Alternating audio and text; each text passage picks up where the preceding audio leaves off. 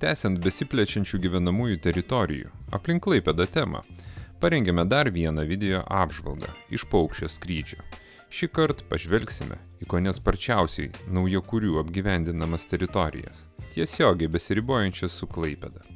Dar visai neseniai čia buvo plyni laukai, o ir atstumas, kurį reikia įveikti iki Klaipėdos centro, neatrodė jau toks ranka pasiekiamas. Bet keičiasi miestai, keičiasi ir juose gyvenančių žmonių poreikiai.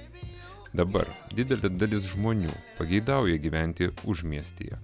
Tad ir tie plyni laukai, tarsi kaip grybais po lietaus, pamiškėje užsipildė privačiais namais ir daugiabučių kvartaliukais. Tie, kuriems rytinio ar vakarinio piko metu tenka pastovėti ilguose automobilių spūstyse, jau pradedant nuo vienos centrinių Klaipėdos senamiesčio gatvių viduriuko, tai yra Liepų gatvės.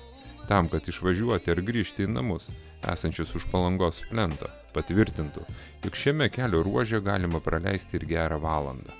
Bet vis dar žavi jaunakurius ginduliai, slengiai, mazūriškės, klipščiai, triušeliai ir kitos Palangos plento pašonėje įsikūrusios privačių namų gyvenvietės. O štai kitoje to pačio plento pusėje, kaip atsvara individualiam sektoriui, vis labiau plečiasi daugiabučių namų statyba.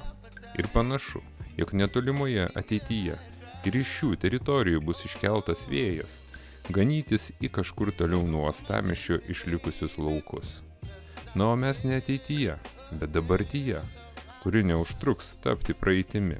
Tikimės, kad paspaudėte savo patiktukus po šiuo video ir laukiame komentarų, ypač iš šių rajonų gyventojų, apie jūsų patirtį ir gyvenimo įspūdžius šiuose vietovėse.